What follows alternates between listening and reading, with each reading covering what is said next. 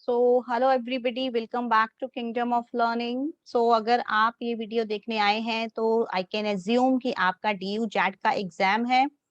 तो इस वीडियो में हम लास्ट ईयर का 2020 का जो हमारा पेपर था उसको उसका means both shifts, morning shift और इवनिंग शिफ्ट में जितने भी वर्बल एबिलिटी के क्वेश्चंस आए थे, जो इंग्लिश से रिलेटेड क्वेश्चंस थे, उन सबको हम सॉल्व करने वाले हैं।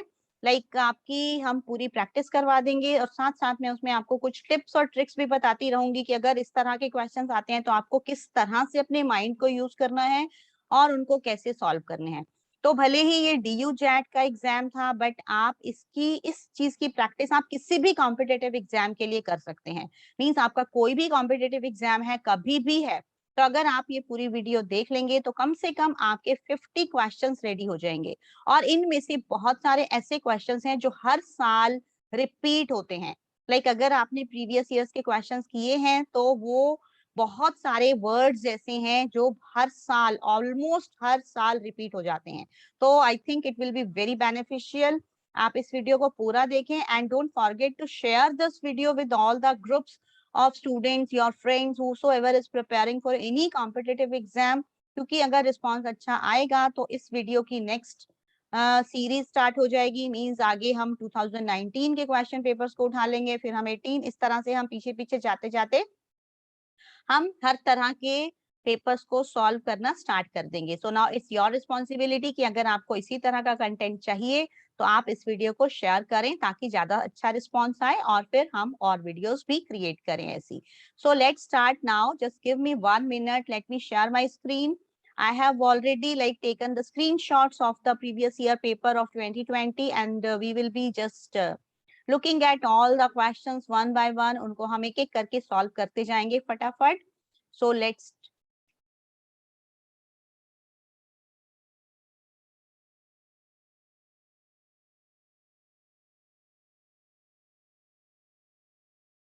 यस। सो अब आपके सामने स्क्रीन आ चुकी है। तो यहाँ पर आप देख सकते हैं कि हम डीयू जैट 2020 का जो हमने पेपर है वो उठाया है आज की इस क्लास के लिए। सो होपफुली आपके लिए बहुत बेनिफिशियल रहेगा, ये आप इसका फायदा ले सकेंगे और हो सकता है कुछ ना कुछ इसमें से भी आपके एग्जाम में आ जाए। तो 2 ही दिन बचे हैं। अब आई थिंक आपको पूरी अच्छे से प्रिपरेशन पे लग जाना चाहिए। So let's start without any delay. Let's start the paper. So यहाँ पर हम सिर्फ इंग्लिश का ही पोर्शन कवर करने वाले हैं। अगर आप सोचें कि हम सिर्फ इंग्लिश को ही सॉल्व करेंगे because English is my subject and I can do justice with that only. तो आप कम से कम इंग्लिश भी 25 क्वेश्चंस आते हैं तो उसको भी अगर आप प्रिपेयर कर लेंगे तो आपको उसका भी बहुत फायदा होगा। सो अब हम देखते हैं हमारा क्वेश्चन 1 क्या है। क्वेश्चन 1 है हमारा, आप क्वेश्चंस की नंबरिंग्स पे नहीं जाएंगे क्योंकि अगर आप numbers, I have taken it other way round, means उल्टा मैंने इसको उठा लिया है। सो डोंट वरी, इनमें से कुछ आंसर्स इवन मैंने किसी वेबसाइट से ये उठाया है, डाउनलोड किया था। और इसमें मैंने जब आंसर्स देखे तो बहुत सारे आंसर्स ऐसे हैं जो उस वेबसाइट ने रॉन्ग दिए हुए हैं, बट मैं उनके करेक्ट आंसर्स आपको बताऊंगी। So let's start now. तो अब हम इसको फर्स्ट क्वेश्चन लेंगे। हमें क्वेश्चन नंबर्स पे नहीं जाना, हमें सिर्फ अपने क्वेश्चन पे जाना है। तो अब हमारा क्वेश्चन है, choose the correct meaning of the idiom eight close quarters. तो अगर आप प्रिपरेशन कर रहे हैं तो आपको पता होगा कि इडियम्स पूछे जाते हैं। तो अब आपके लास्ट ईयर के पेपर में था आपका इडियम एट क्लोज क्वार्टर्स। अब क्लोज क्वार्टर्स, पहले हम थोड़ा सा इसके मीनिंग पे जाकर देखेंगे कि इसका क्या मीनिंग है। अब क्लोज का मतलब होता है नियर, और क्वार्टर्स जो होते हैं वो 2 तरह के होते हैं। एक तो क्वार्टर्स होते हैं जहाँ पे लोग रहते हैं, आपने सुना होगा गवर्नमेंट क्वार्टर्स या कुछ ऐसा होता है। और दूसरे क्वार्टर्स होते हैं जो 1/3 होता है हमारा, राइट। तो ये दो चीजों को मिलाकर एट क्लोज क्वार्टर्स, ये मिलाकर एक ईडीएम बना दिया गया है। हम इस तरह से गेस वर्क कर सकते हैं। अगर हमें कुछ समझ नहीं आ रहा तो हम इस तरह से गेस वर्क कर सकते हैं। अब हम जाएंगे ऑप्शंस पर। तो हमारा फर्स्ट ऑप्शन है इन लव। अब close quarters, near quarters means in love तो कुछ सूट नहीं कर रहा। कि अगर कोई क्लोज है, नियर है, तो इट डजंट मीन कि वो इन लव भी है। तो ये हम इस ऑप्शन को हम रूल आउट कर देंगे। ये हमारा गलत ऑप्शन है। Live far to each other, ये तो बिल्कुल ही ऑपोजिट हो गया, क्योंकि हम तो नियर, हमें करेक्ट मीनिंग ढूंढना है, हमें उल्टा मीनिंग नहीं ढूंढना। So live far to each other, इसका हम इसको भी हटा देंगे क्योंकि ये ऑप्शन बिल्कुल गलत है। Live near to each other, अब क्लोज क्वार्टर्स का मतलब live near each to each other भी नहीं है, क्योंकि अगर आप लाइक पास रहते हैं तो इसका मतलब ये नहीं है कि at close quarters. So actually the meaning of close quarters is to examine someone closely, means किसी को बिल्कुल पास से एकदम से जांच करना, एग्जामिन करना या इवेल्युएट करना। तो हमारा जो फोर्थ ऑप्शन है क्लोज एग्जामिनेशन, वो बिल्कुल करेक्ट है, राइट। तो आपको अब एक इडियम आई थिंक इस तरह से समझ भी आ गया होगा, और उसको आपने गेस कैसे करना है वो भी आपको पता चल गया होगा। सो इस तरह से आपने, अगर आपको किसी इडियम का मीनिंग नहीं आता तो आपने एक एक ऑप्शन पे जाकर उनको पहले रूल आउट करना है कि ये नहीं हो सकता, ये नहीं हो सकता। तो अब हम आते हैं अपने नेक्स्ट क्वेश्चंस पे। तो ये हमारे जो नेक्स्ट क्वेश्चंस आप देखेंगे, अब इसमें है चूज द करेक्ट स्पेलिंग। अब स्पेलिंग्स हैं, तो स्पेलिंग्स में जो है वो मेनली प्रॉब्लम आती है क्योंकि स्पेलिंग्स में कुछ समझ ही नहीं आता। तो उसके लिए भी मैं आपको एक ट्रिक बता सकती हूँ, लाइक अगर आपको कोई स्पेलिंग डाउटफुल लगती है तो आपने क्या करना है, आपने याद करना है, जब भी आप स्पेलिंग्स को लर्न कर रहे हैं तो आपने ये याद करना है कि इसमें डबल कौन कौन से वर्ड्स हैं, क्योंकि सबसे ज्यादा कंफ्यूजन जो होता है वो डबल वाले लेटर्स पे ही होता है। तो अगर अब हम यहाँ पर देखें, हमारा फर्स्ट स्पेलिंग है कॉलोसल, राइट। अब हम इसके मीनिंग भी आपको मैं बता देती हूँ। कॉलोसल का मीनिंग क्या होता है? कॉलोसल का मीनिंग होता है ह्यूज, बहुत बड़ा, like the sky is colossal. मैं क्यों बता रही हूँ? क्योंकि हो सकता है कि आपके लाइक किसी सिनोनिम एंटोनिम में से इनमें से कुछ आ जाए, तो पर्पस तो यही है ना कि आपको एग्जाम की प्रेपरेशन करवाना है। तो कॉलोसल का मीनिंग होता है कोई चीज जो बहुत ह्यूज है या बहुत बड़ी है, राइट। तो अब इसकी स्पेलिंग में करेक्ट ऑप्शन, जो करेक्ट आंसर है वो है ये वाला कॉलोसल, राइट।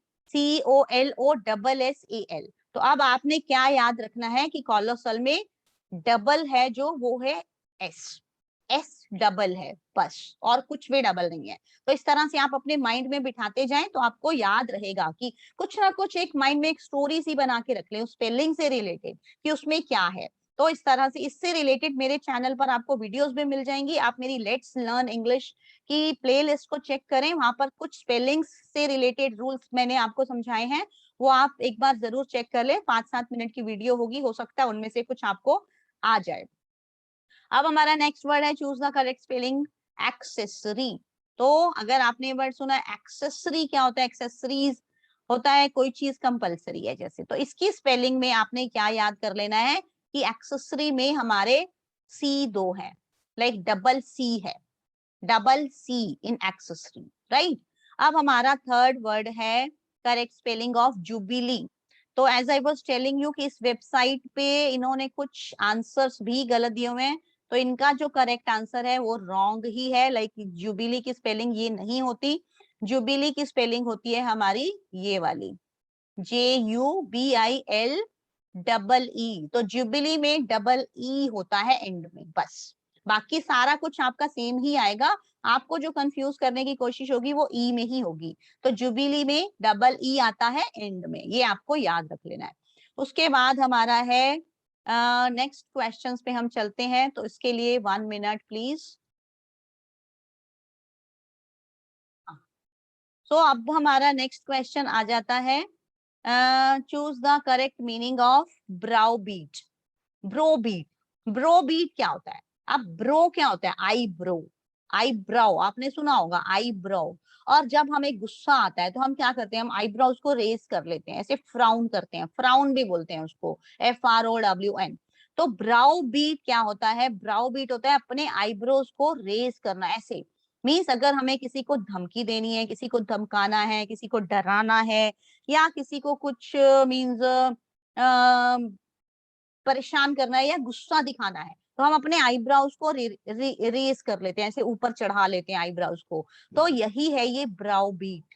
ब्राउ बीट का मतलब होता है टू बुली, राइट। अब हमें करेक्ट, हाँ यहाँ पर आपने ये सबसे ज्यादा इंपॉर्टेंट चीज है कि ये चेक कर लेना कि वो करेक्ट मीनिंग पूछ रहे हैं या ऑपोजिट मीनिंग पूछ रहे हैं, कहीं आप उसका उल्टा ही कर दें, क्योंकि नेगेटिव मार्किंग है, so you need to be very careful. So choose the correct meaning of browbeat. तो ब्राउ बीट का करेक्ट मीनिंग होता है टू बुली। मीन्स बुली क्या होता है, किसी को दबाना, किसी को परेशान करना। अब इसके जो बाकी ऑप्शंस हैं, टू प्रेज, प्रेज होता है तारीफ करना, टू रिस्पेक्ट वो भी गलत है, टू रिब्यूक, रिब्यूक होता है डांटना, किसी को हल्का फुल्का डांटना। तो अब ब्रो बीट मीन्स अगर आपको किसी को डांटना है प्यार से या कुछ करना है, तो आप उसके लिए मीन्स इतने ज्यादा आईब्रोज को अपने रेज नहीं करेंगे। ब्राउ बीट का मतलब होता है बुली करना। करेक्ट आंसर इज बुली करना। उसके बाद हमारा जो नेक्स्ट है वो है choose the correct meaning of the idiom eight close quarters, ये हमने ऑलरेडी कर लिया। अब हम आते हैं अपने नेक्स्ट क्वेश्चन पे।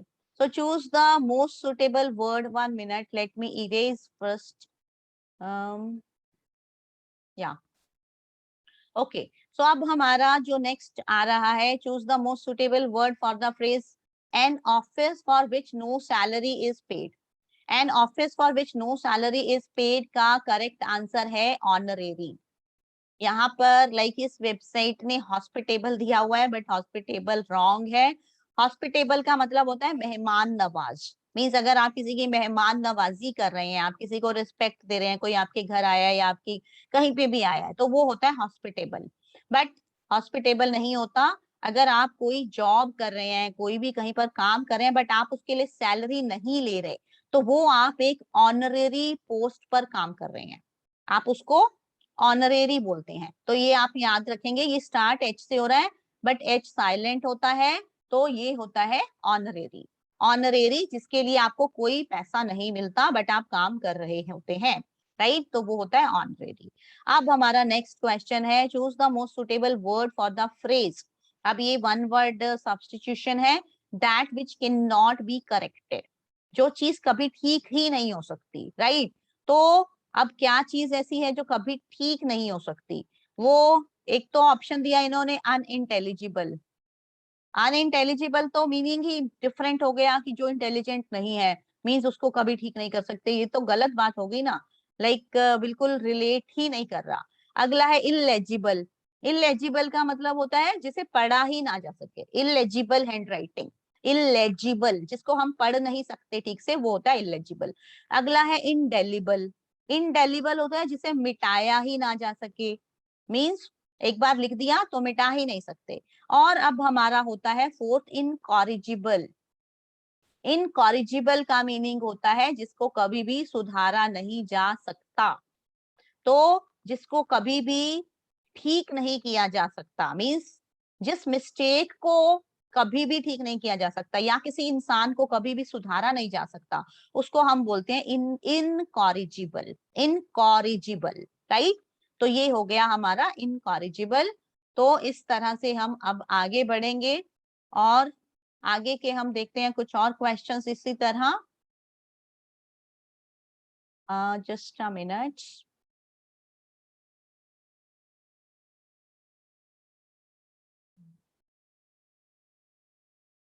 तो अब हमारा जो नेक्स्ट क्वेश्चन है वो है, choose the most suitable word for the phrase miss appropriation of money. Miss appropriation of money का मतलब मिस अप्रोप्रिएशन। अब जहां पर मिस लग गया, मिस रूट वर्ड लग गया अगर आगे, तो उसका मतलब ही कुछ गलत होता है। मिसबिहेवियर, इस तरह से वर्ड्स आपने सुने होंगे। सो मिस अप्रोप्रिएशन ऑफ मनी का मतलब है मनी को गलत तरीके से यूज करना। अप्रोप्रिएट क्या होता है, ठीक, और मिस अप्रोप्रिएट मतलब ठीक से यूज ना करना। तो अगर आप किसी के पैसे को या अपने पैसे को किसी भी गलत तरीके से यूज कर रहे हैं, तो आई थिंक इसका तो आपको मीनिंग भी समझ में आ ही गया होगा कि इसका होता है फ्रॉड। मीन्स फ्रॉड क्या होता है, जब आप किसी को चीट कर रहे हो, आप किसी के पैसे को गलत तरीके से यूज कर रहे हो। तो अब इसके साथ साथ वाले हम ऑप्शंस के भी मीनिंग्स एक बार देख लेते हैं। चीप स्टेक, चीप स्टेक होता है लाइक कोई चीज बहुत सस्ती मिल रही है आपको। फ्रॉड का मतलब आपको समझ आ गया। स्पेंथ्रिफ्ट, स्पेंथ्रिफ्ट होता है वो जो इंसान बहुत खर्चीला होता है, वो होता है स्पेंथ्रिफ्ट, राइट। तो ये बिल्कुल अलग हो गया। एम्बेजलमेंट, एम्बेजलमेंट होता है चोरी, लूट वगैरह, तो एम्बेजलमेंट चोरी करना होता है, तो ये सारे ऑप्शंस करेक्ट नहीं है, इसका करेक्ट ऑप्शन है फ्रॉड। अब हमारा नेक्स्ट, हम फिर से आगे बढ़ते हैं। तो उसके बाद हमारा जो नेक्स्ट क्वेश्चन है ये, the court dash cognizance of the criminals words. अब कॉग्निजेंस का मीनिंग अगर आपको पता होगा तो उसके बाद हम आगे बढ़ेंगे। कॉग्निजेंस होता है किसी चीज को, मींस नोटिस करना, किसी चीज को नोटिस में लाना। सो कॉग्निजेंस के साथ हम गेव नहीं, हमेशा टुक का यूज करते हैं। तो आपको ये याद रखना होगा कि अगर कॉग्निजेंस वर्ड कहीं पर आ रहा है, तो इसका मीनिंग आपको पता होना चाहिए कि जैसे कोर्ट है वो किसी के लाइक किसी की बात का नोटिस लेते हैं कि हाँ उसकी बात को गौर किया गया, जैसे गौर करना होता है ना हिंदी में, तो वो होता है कॉग्निजेंस। तो उसके साथ हम टेक लगाते हैं, उसके साथ हम कौन सा वर्ब लगाते हैं, टेक, ना कि गिव। तो the court took cognizance of the criminals words, right. तो इसका करेक्ट आंसर होगा टुक। सो नेक्स्ट क्वेश्चन है हमारा, choose the option which best fits the blank to complete the sentence. Actually I have taken only English questions, verbal ability questions, तो वही हम solve कर रहे हैं इसमें। So man who has committed such dash crime must get the most severe punishment. Most severe, severe means बहुत serious, serious punishment उस इंसान को मिलनी चाहिए जिसने डैश क्राइम, मतलब एक ऐसा क्राइम किया है। कैसा क्राइम किया है? N unworthy crime. अनवर्दी तो मतलब बिल्कुल इंपॉर्टेंट क्राइम ही नहीं है, मतलब किसी ने किसी को छोटा मोटा कुछ कह दिया तो वो उसको एक सीरियस पनिशमेंट मिलनी चाहिए, तो ये ऑप्शन हमारा रॉन्ग हो जाता है। अ हीनस क्राइम, हीनस होता है बहुत सीरियस, बहुत ही serious, like horrible sort of crime. उसके बाद होता है an uncharitable crime. Uncharitable crime means जिसकी कोई चैरिटी नहीं हो सकती या कुछ ऐसा। एंड इंज्यूरियस, इंज्यूरियस भी होता है खतरनाक, या you can say something like that जो, बट यहाँ पर जो आपका करेक्ट आंसर है वो हीनस क्राइम। क्राइम के साथ हम जो वर्ड यूज करते हैं, सीरियस क्राइम्स के साथ हम जो वर्ड यूज करते हैं वो हीनस होता है। तो हीनस क्राइम, आपको ये याद रखना है कि जहां पर भी सीरियस क्राइम की सेंस आ रही है वहां पर ये हीनस वर्ड यूज होता है। हीनस की स्पेलिंग भी आप चेक कर लें, HEINOUS। तो इन्होंने इंजूरियस दे रखा है बट वो रॉन्ग है, लाइक इतना सीरियस नहीं होता इंजूरियस, राइट। क्राइम के साथ हम हीनस लगाते हैं। तो अब हमारा नेक्स्ट वर्ड है, choose the most suitable synonym for the word accord. Accord, accord का मतलब होता है लाइक किसी से सहमत होना किसी चीज में, राइट। अकॉर्ड का मतलब होता है किसी से अपनी कंसेंट दिखाना, किसी को अपनी हामी भरना कि हाँ हम भी इस बात से अग्री करते हैं। तो अब इसके जो है सिनोनिम ढूंढना है आपने, इसका सेम मीनिंग ढूंढना है। सिनोनिम और एंटोनिम ध्यान से देखना है आपने। सिनोनिम का मतलब होता है सेम, आप एस से याद रख सकते हो। एंटोनिम का मतलब होता है उल्टा, ऑपोजिट। तो यहाँ पर हमें इसका सिनोनिम ढूंढना है अकॉर्ड का। अब अकॉर्ड का सिनोनिम ऑपोजिशन तो बिल्कुल नहीं होगा, क्योंकि मैंने बोल दिया आपको कि अकॉर्ड का मीनिंग होता है एग्री करना, सहमत होना। रिफ्यूजल, रिफ्यूजल भी ऑपोजिट हो गया उसका। उसके बाद कॉन्फर, कॉन्फर का भी यही सेम मीनिंग होता है जो अकॉर्ड का होता है। कॉन्फर का मीनिंग होता है सहमत होना, तो हमारा करेक्ट आंसर है इसमें कॉन्फर, राइट। डिसेंशन, डिसेंशन का भी मीनिंग इसका ऑपोजिट होता है, अकॉर्ड का ऑपोजिट होता है। तो इस तरह से हम आगे बढ़ते हैं। सो अब हमारा जो नेक्स्ट क्वेश्चन है वो है, choose the option which is opposite in meaning to the word insipid. अब हमारे थोड़े से ऑपोजिट्स आ गए हैं, तो अब हमें ध्यान से देखना है।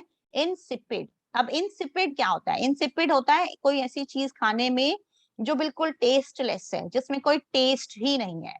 तो आप याद रखेंगे, लाइक अगर आप इस तरह से वीडियो को पूरा देखेंगे, ध्यान से एक दो बार देख लेंगे, तो आपको इस कम से कम ये 50 वर्ड्स आपको पक्का याद रहेंगे, और इस एग्जाम में ही नहीं, आगे किसी भी एग्जाम के लिए आपको काम आएंगे।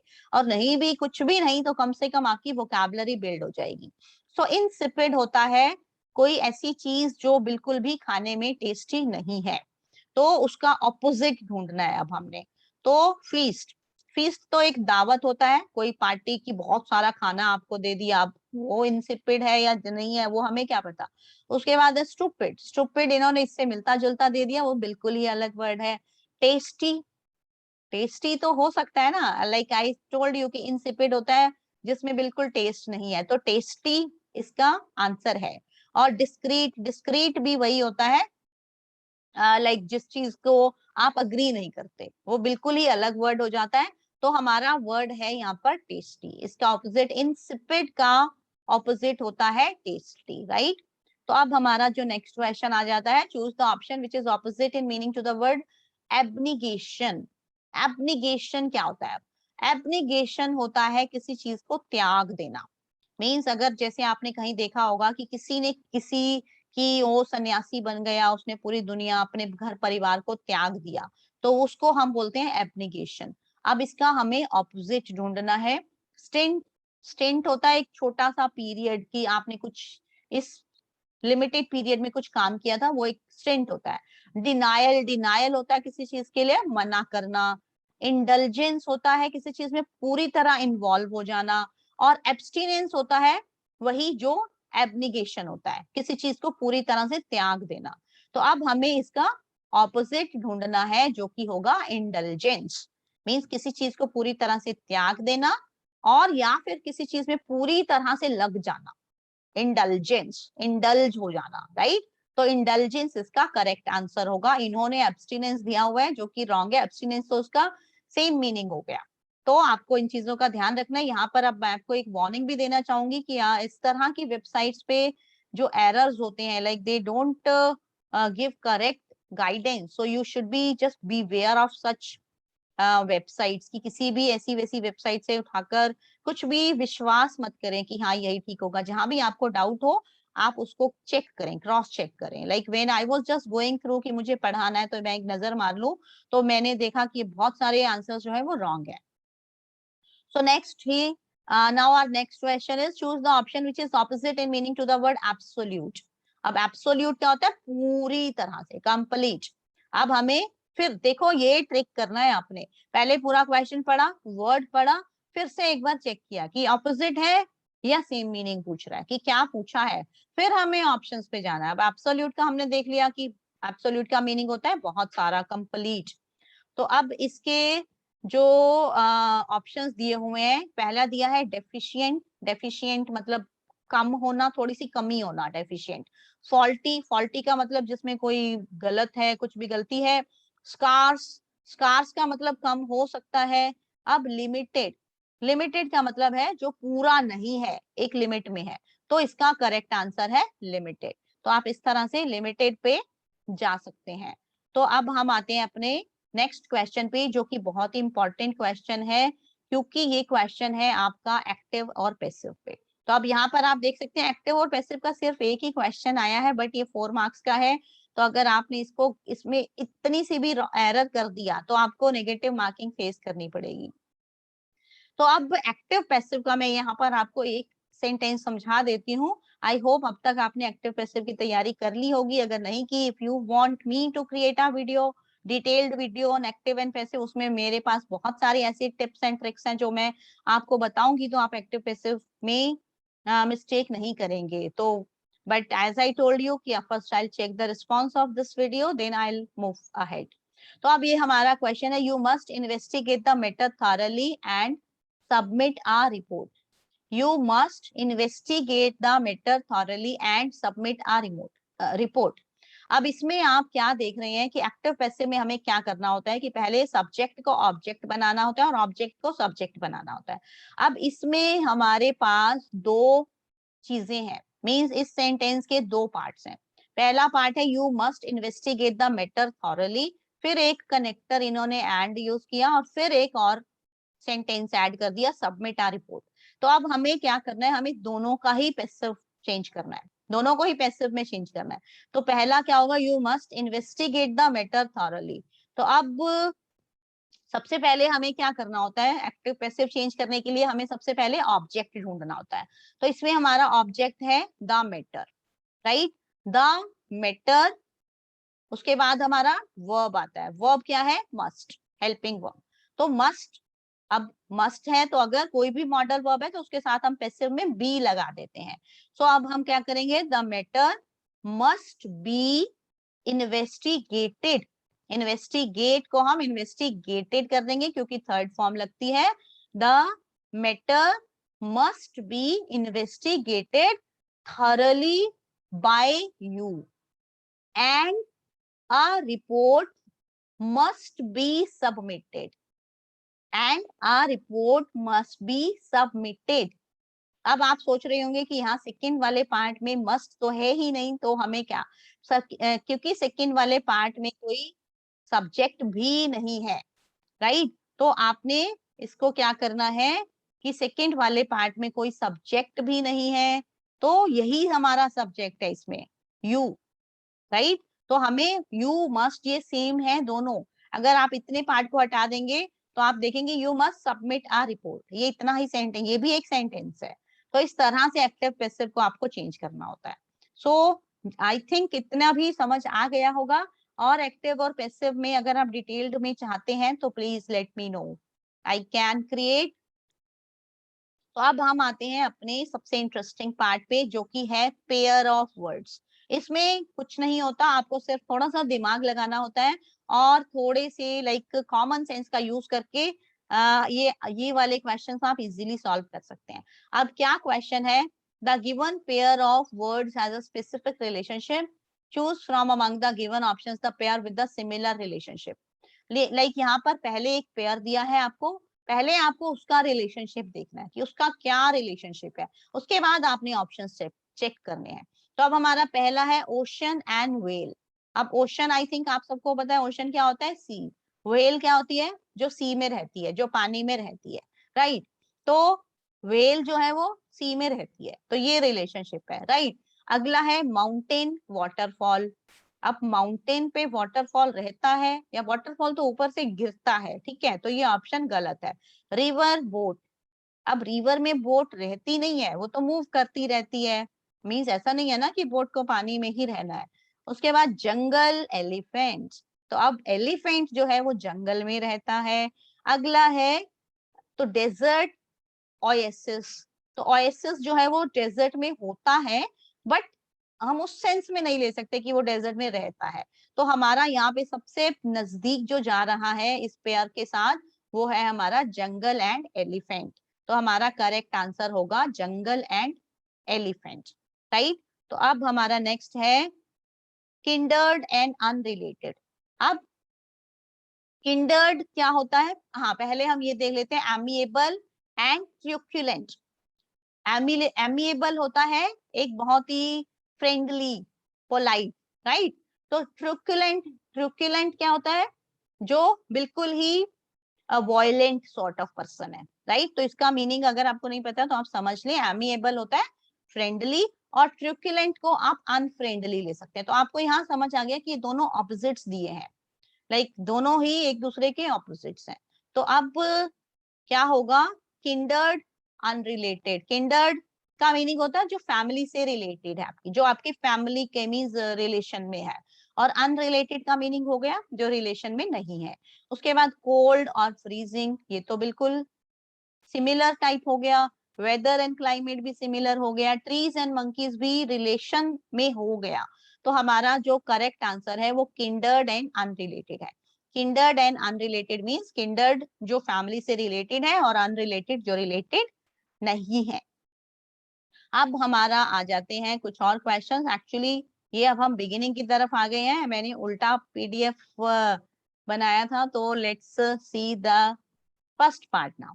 सो इसमें क्या है आपका, choose from the options the most appropriate antonyms of the given words. अब आपको एंटोनिम्स ढूंढने हैं, तो इससे आपको आइडिया भी हो रहा है कि डीयू जैट में किस तरह के क्वेश्चंस आते हैं, मींस वर्बल एबिलिटी के जो क्वेश्चंस होते हैं उसमें एक तो आपके एंटोनिम्स आते हैं, सिनोनिम्स आते हैं, इडियम्स आते हैं, पेयर ऑफ वर्ड्स आते हैं और ग्रामर का एक आधा क्वेश्चन आता है, राइट। ज्यादा नहीं आते, बट आपका वही करेक्ट एक आधा भी ठीक होना चाहिए।